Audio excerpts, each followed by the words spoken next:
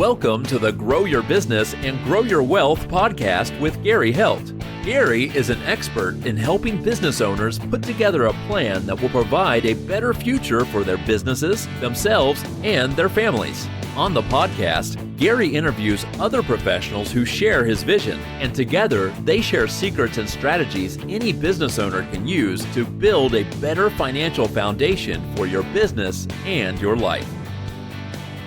Welcome back to the podcast. This week, my guest is Jeff Hockett, who is the owner of Hockett Tax Services. Welcome, Jeff. Thank you, Gary. It's a pleasure being here today.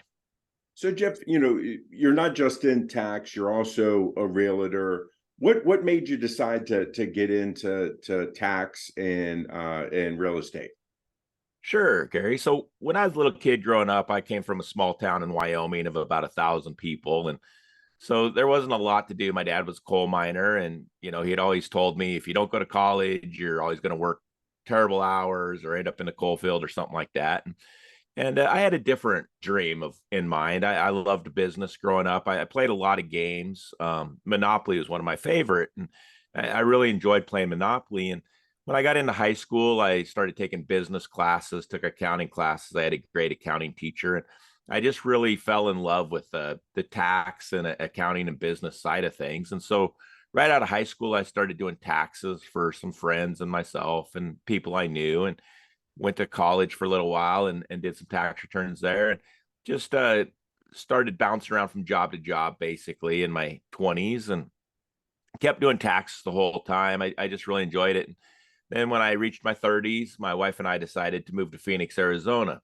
And we didn't know anybody in Phoenix, so we just moved there. Her parents were going to be retiring there, and she was an only child. So we moved to Phoenix, Arizona. And when I got there, I started talking to a couple people, and they said I should get into real estate. And I'd always liked homes. I'd like buying and selling homes. We did quite a few on our own. And so went to school, got my real estate license, and started doing real estate. And realized that property management was more for me. In the real estate realm, there's all kinds of agents there, and property management, knowing the numbers like I did, made sense to me, because if I can rent out your house and make 10% every single month, that's a lot less work I have to do all the time. And so I built a property management company. And the whole time while I'm doing real estate and property management, I had been in it for about 10 years now. I was about 40 years old at that time. And I saw a big lack for real estate agents really understanding the tax code. A lot of my real estate friends were paying a lot more money in taxes, including myself. I've been doing taxes since I was 20 years old, and I was missing a lot of deductions and a lot of write-offs, even being a tax preparer, just because I wasn't thinking about my own business, so to speak. And so I decided I'd been very successful in real estate. I decided it was time to give back to the real estate industry. And so I knew a lot of lenders and a lot of title agents and a lot of brokers. And so they started to invite me into offices to talk to their real estate agents about becoming a professional real estate agent, meaning that we run our books, we pay attention to our business, we do our taxes, we do the things that every professional industry should be doing, but a lot of them weren't. And so that's kind of what got me to here today, Gary. I travel around the country. I do seminars for real estate brokers, lenders, title reps, for real estate agents. And I wrote a book. I have my own podcast. And it's just something I really desire in the deeps of my heart. I really love watching people take their business to the next level and pay as least amount of money as possible in taxes, but have a business strategy and become professional with it. Right. So, in dealing with the property management stuff, and also with the realtors and stuff like that, what are some of the biggest mistakes that you see people that are in that industry are making when it comes to taxes? Well, I think one of the biggest things is, there's two things really. The first one is most of them are still trying to do it themselves. And I tell real estate agents all the time, if you saw a for sale by owner sign go up in someone's yard, you're going to go over there and try and get that listing. Not so much for the money, it would be my hopes anyway, but more so that you're going to educate that seller, because that seller doesn't realize the liability, the target they're putting on their back by trying to sell by owner. There's so many disclosures that could be missed. Chances are they're going to be below market value. and et cetera, et cetera. And it's the same thing with real estate agents. They'll go on to TurboTax or some other program and try and do their taxes themselves, and they're missing out on a lot of deductions and they're making a lot of mistakes. Real estate agents are one of the targeted groups by the IRS when it comes to audits and those type things, because they know we're not very good at paperwork and tracking ourselves. The second thing would probably be that they're doing their vehicles wrong. So every year, especially towards the end of the year, a lot of my clients start calling me and saying, Jeff, I need to buy a new car. Should I go get a heavy car? Should I do this and that? And the thing is, with real estate agents, you're better off to write off mileage than you are to depreciate off your vehicle. And people don't realize that when you depreciate something, you have to recapture it when you get rid of that vehicle. And so, a real estate agent may go out and buy a $60,000, $70,000, $80,000 SUV to write it off this year. But next year we have no more write-offs because you wrote 100% off. And so while you had a great year this year, next year you're going to owe a lot in taxes, and then you're going to be whining and saying, what did I do wrong? And those type things. And, it's all about strategies. So my whole purpose is not to just help you today save money on your taxes, but I want you to be my client forever. And we're going to set up a strategic plan for you to save money every year, not just a one and done type thing, and then get blindsided a couple of years from now when you get rid of that vehicle. And so that's one of the biggest things that I've seen. Yeah, with some of that, just to kind of piggyback onto what you're saying, some of the stuff that I've seen also is that this will be their only vehicle, and they want to write 100% of it off, or they slap that magnet on the side and says, hey, no matter where I go, I'm advertising. Yeah, I'm talking on my phone while I'm driving, so I'm doing business. It's like, right. That's not, right. Exactly. So, you are part of a lot of different organizations, and some of them don't have anything to do with real estate. I mean, you're part of the National Association of Tax Preparers, and you've been on the board there and different things. Can you tell us about that and why that organization has been, special for you? Sure. So the National Association of Tax Preparers, it's great because it's a group of professionals like myself, and we network together and we do education together. And one of the things I take pride in is educating myself. And so I'm on webinars, seminars, trainings, at least 8 hours a week, getting the latest and greatest stuff that's going on, because we do offers and compromises, we do installment agreements, we do tax returns, we do tax planning, we do all kinds of things. And so it's just a way for a group of us professionals to be together, keep a professional image. And we like to bring people into the group too. I know there's a lot of them. Like, as a property manager, I also own NARPM, which is the National Association of Residential Property Managers. And it's a very similar group. And that's how I learned about NATP and what, these national groups can do for you. It's just a great way to really interact with your colleagues and make sure we're all on the same page. And if something stumps them or something stumps me, we can reach out to each other and get that professional advice versus posting on Facebook. Hey, what do you guys think about this on Facebook? And get 50,000 different answers that you don't know are right or wrong. So. Right. Now, you're also an enrolled agent. And I think what's important for the listeners to understand is that, lots of times they'll go to somebody who says that they prepare taxes. Can you kind of give difference between going to that person that says they prepare taxes versus an enrolled agent? Absolutely. So, and that's great, because actually, as soon as I get off this call with you, I'm working on a tax return today. I got a call with the IRS that I need to fix some issues of a client who just signed up with me because he had one of those people that you're talking about, just a tax preparer. They weren't an EA or a CPA. And the difference is the IRS doesn't require any type of credentials to do a tax return.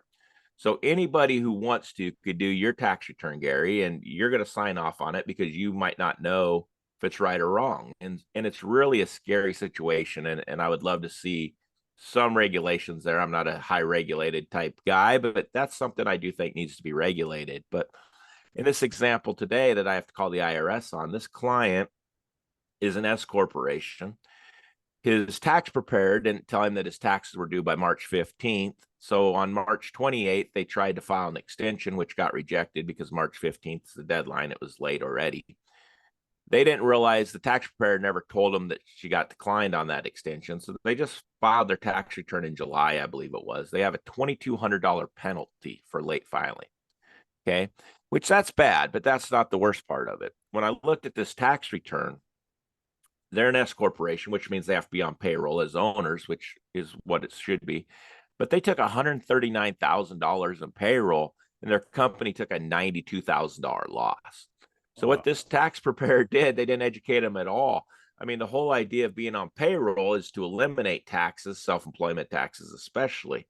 So here, this company, these two employees took $140,000 worth of Social Security, Medicare, withholding, everything being taxed, and their business took a $92,000 loss. Absolutely defeated everything that they were trying to do. It would have been better reversed to have taken a $92,000 salary and had $139,000 in profit. But they just don't get educated. They don't understand. They understand that you got to be on a reasonable salary, but most tax people don't understand what that means. A lot of them don't even do businesses anymore. They might do a Schedule C, but when it gets into S corporations, partnerships, they back away. And another group that I see giving bad advice are attorneys. I have a lot of clients who come in that have rental properties, and they hear from some attorney that they should be in an LLC. Well, the problem is you probably have a loan on that property that's in your personal name. So when you quit claim that to your LLC, you really didn't do anything. But when they set up that LLC, especially in Arizona where I'm at, husband and wife, it's a single member LLC, community property state, but that attorney will set them up with a partnership. And so now they have to file a partnership return on that rental, which again, it's defeating everything. It's costing them a whole bunch more money to file these partnerships. We had one last year, a client came in, new client, talked to an attorney, they have 9 rentals, they had 9 separate partnerships. And at $1,200 a tax return, that's pretty darn expensive, especially when those rentals, typically a rental property is not going to make you money. You have rental properties to hold for long term for appreciation. You take a benefit on your taxes by the depreciation off of them, and most rentals take a loss. So you have 9 partnerships. You're paying $1,200 per tax return to do, so roughly about $10,000, and all of them are taking a loss. It just, you're wasting your money. We closed out all those partnerships. We set them up correctly. So, it's just the general public usually isn't educated on taxes, and they think they have a professional because the person says they're a tax preparer, but that doesn't make them a professional. Go to an EA or a CPA, make sure they have credentials, make sure they have the education, and just maybe talk to a couple to see if they have the same type story and you're hearing the same thing. If you're hearing different conflicting information, go to a third one and find out which one's correct. Because at the end of the day, no matter who does your taxes, you're still signing off on them. You're still responsible for that tax return. And so it's just something you need to be careful of. Yeah, I totally agree. I know here in Maryland, if you're not a CPA or an EA, you have to actually take a test to be allowed to prepare taxes. Now, obviously, the big box places you don't have to if you're working for them. So the other thing, and I've run into this where coming in after the fact, obviously, just like you said, it's like, okay, somebody set up an LLC, they didn't transfer the deed into the LLC. The mortgage is in their name, so forth and so on. They got the partnership set up and then processed everything that way. Well, that partnership got audited, and obviously you know what happened from there. If the property's not in the name of the partnership, nor is the mortgage, they didn't get they all of that was disallowed. It creates a huge mess for that taxpayer. It costs them thousands and thousands of dollars to fix it after they've already paid thousands and thousands of dollars to get it set up. So right. The other thing I'll say, that I've seen lots of times, and you talk about the client with the multiple partnerships and things like that, is that lots of times these attorneys and other bad professionals that are out there will set up like these multiple entities, and it's just passing money from one to the other to the other. And, the cost of having all of these things prepared far outweighs what the tax advantage is that they're getting. And I think that that's something that people really need to look at in going through it when people are saying that they're doing tax planning, because it makes it look great, a lot of smoke, but there's no substance to it. Yeah, I absolutely agree. I see people come in all the time who make, $100,000-$200,000, have one or two rental properties, and they're like, I got this holding company in Wyoming, and then this company owns it, and and it's like, what are you doing? And they're like, oh, I went to a seminar, and it's like, yeah, well, that's great for multimillionaires and billionaires to have all those layers of protection to protect their assets, but no one's going to sue you over $100,000. I hate to tell you that. Right. And there's insurance out there for those kind of things. Exactly. So I think that that's something that is important for people to understand is that, not every situation is good for everybody. And lots of times it's never. I mean, especially these companies that are out there that are doing these seminars like you're talking about and things like that.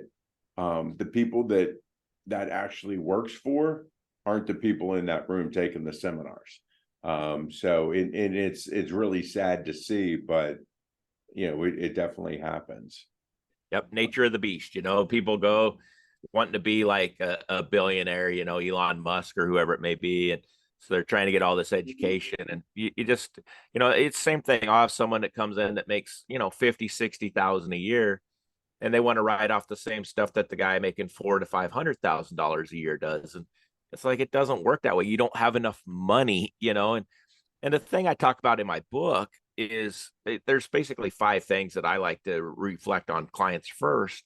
And that's putting money back in their pockets, like an HRA, a health reimbursement account, or an HSA, or, 401ks, those type things. And they're like, no, I don't want to put money into my 401k. I want to go spend more money on advertising or buy a vehicle, or, and it's like, wait a minute, those write-offs, you're going to keep paying for that over and over again. Where if you put money into your 401k, you're going to take it off your tax return, and you're going to get that money back someday. It's just, it's backwards thinking to me a lot of times.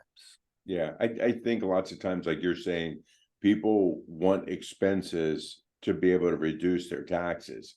Well, the reality is the money that you're spending on whatever it is it putting more money in your pocket?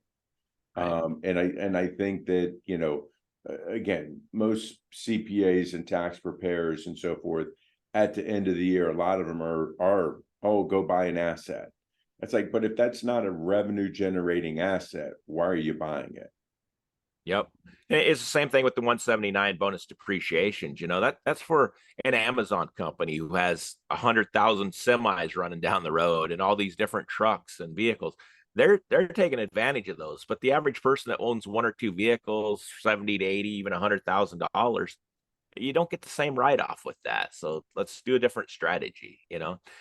One of the things that I talk about a lot is, if I was to give you $100,000 right now, you already start thinking about what you can spend that on.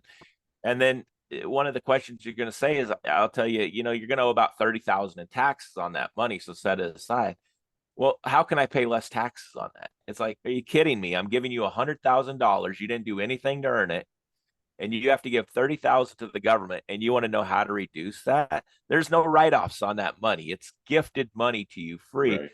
Just think about how to spend the 70 instead of worrying about the 30 you're paying in taxes. And, if we can change the mindset of people, it would really help things, I think.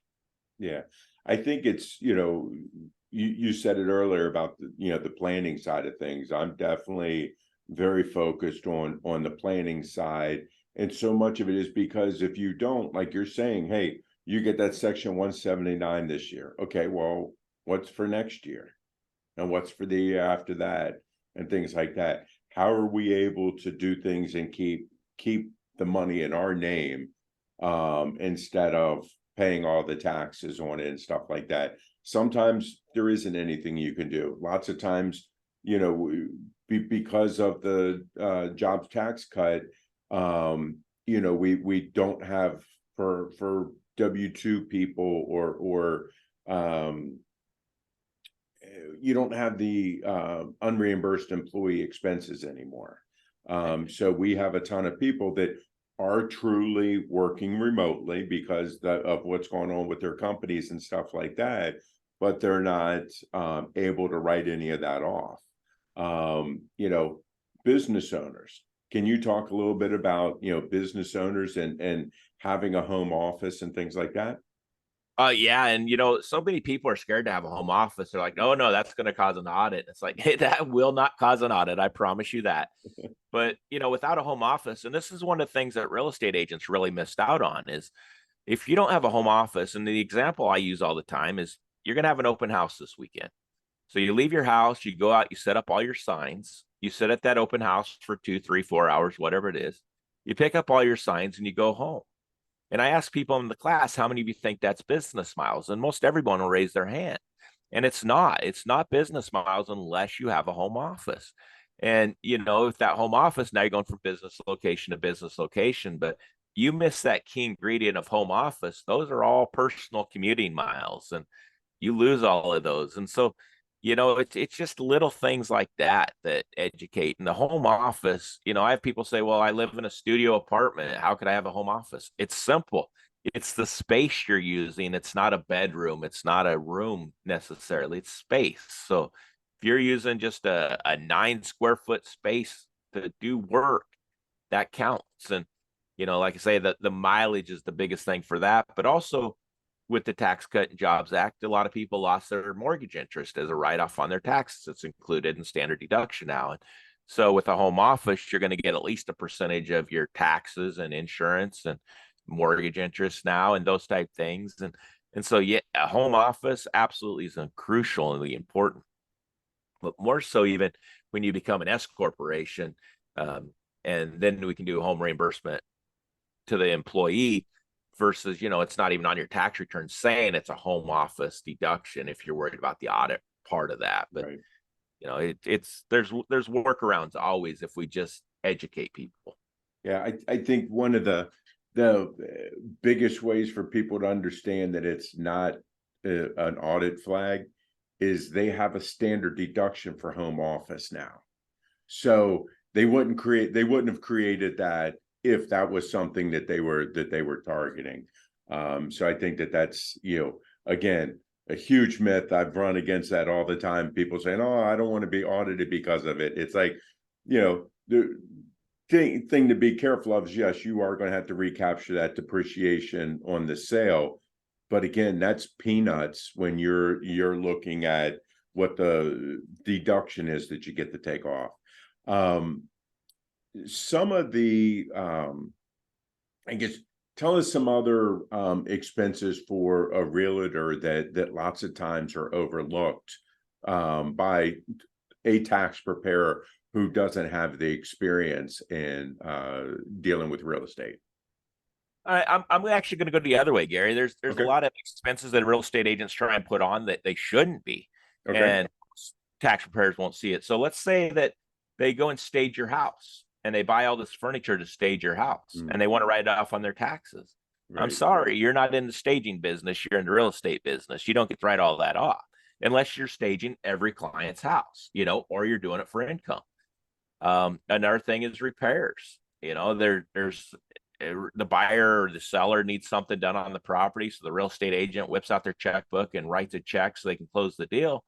9 times out of 10, that's not a write-off to you because that's a gift. You're limited to $25 because you're not doing it as an ordinary and necessary business expense. Not everybody in real estate does those things. So unless you're doing it for all your clients, you're just writing money out of your pocket willingly and not getting a deduction for it. And most agents aren't aware of that. They hate it when they come in to get their taxes done and we start looking at it.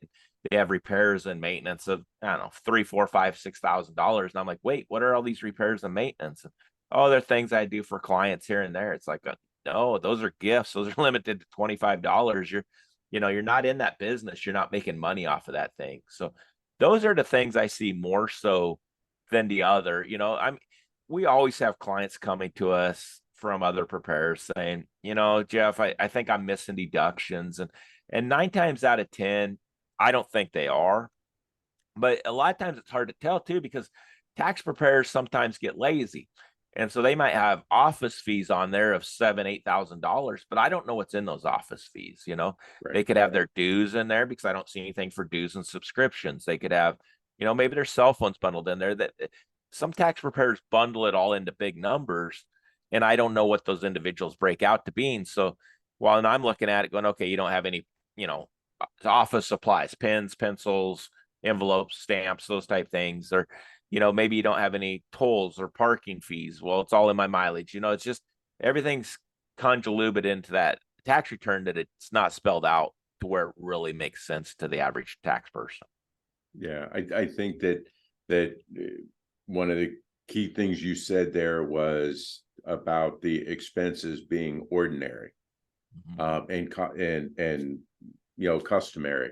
I think that that's something that is important for people to understand. Like you said, if you have this one-off thing like that, then that's not something that you can do anything with. And then obviously it's, we always run into people that have a business and, they truly don't have a business. They have a hobby that they're trying to treat as a business. How do you deal with that with people? Because, you see that all the time. I do. And so I try and educate them again. Okay. So I tell them, let's get an LLC. Let's get you an EIN number. At least that's the first steps to making you at least look like a legitimate business. Right. Get a bank account, separate your funds. Everybody commingles. They put all their personal and business stuff together. So let's separate it. Let's start reconciling your books and start making it look more like a business, even though we both know it's probably a hobby. If we can, make it look and appear like a business to the IRS, at least we have a chance of winning an audit. If you're not willing to do those things, then we're not going to be using a Schedule C on your tax return. You're going to claim all that income and lose those expenses. So, Right. What advice do you have for anybody who is looking for someone to help them prepare their taxes? So I think it's important to have an education with them or a communication with them. And a lot of people don't know the right questions to ask. So, they can call me up and explain their tax situation and want me to do their taxes. And that's great. I have no problem with that. But they're not really asking me the right questions on whether they should hire me or not. And I think the thing to do would be, like I say, to at least talk to two professionals. Ask them your concerns. Maybe it's, and everybody asks the same question. What can I write off? What am I missing? And like I say, that's kind of a hard question, but that's the question everybody asks because number one, I probably don't have your tax return in front of me, so I have no idea what you've been doing. But number two, even if you did send it over to me, it might all be grouped in together in a bunch of numbers. So I really don't know what those numbers mean.